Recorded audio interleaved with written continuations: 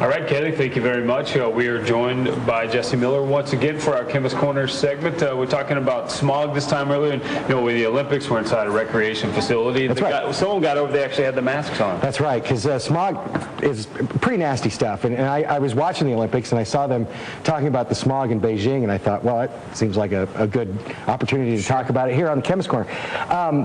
Now, smog comes from, it's just a mixture of smoke and fog. Okay, that was traditionally what smog was back in like the 1900s and stuff. That's when the term was coined in the late 1800s, and it meant smoke and fog.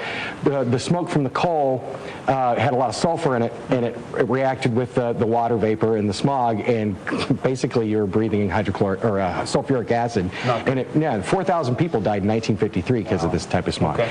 But the Clean Air Act and things like that, they cleaned up their coal, and they don't, like London doesn't have that problem anymore. But what we have now is what we call photochemical smog, and it's of a different variety. And it actually, instead of having fog, there's no fog involved into it. It's actually in a dry area. And what happens with photochemical smog is you have nitrogen oxides are formed in the combustion of your engine. Okay, and also some industrial processes. Sure. This nitrogen oxide forms with what they call VOCs, or volatile organic compounds, which, methane is one of them. There's lots of, paint thinner, all sorts of stuff that comes up. And it combines with those and forms peroxides and ozone. Okay, and it's nasty to smell. And here is some nitrogen compounds that, this is copper, and I'm putting some nitric acid. I don't have time to make photochemical smog, so I'm going to make my own little smog here out of this. And this is really nasty to breathe, but this is where this brown color comes from. You can see that. Sure. Okay, and that's the reason why it's got a brown haze to it. It's really nasty, which is why I have it sitting over here. Now, the reason why you have areas like Los Angeles and Beijing that have these problems is because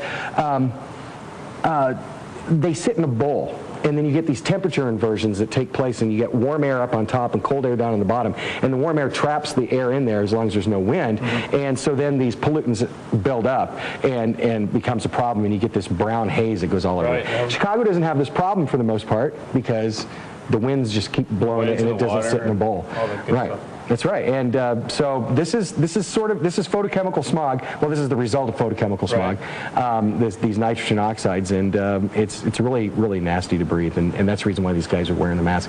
I'm not really sure that the masks really help them out. I was going to ask you, because it's a gas, and it's just going to permeate through. But I suppose it made them feel better. It made them feel better. Yeah. And made for some interesting fodder before the Olympics even started. That's right. All right, Jesse, thank you very much. If you want more information on this, you want to see this again, just go to our website, illinoishomepage.net, look under the morning show, and look under Chemist Corner. Hey, when we come, brand new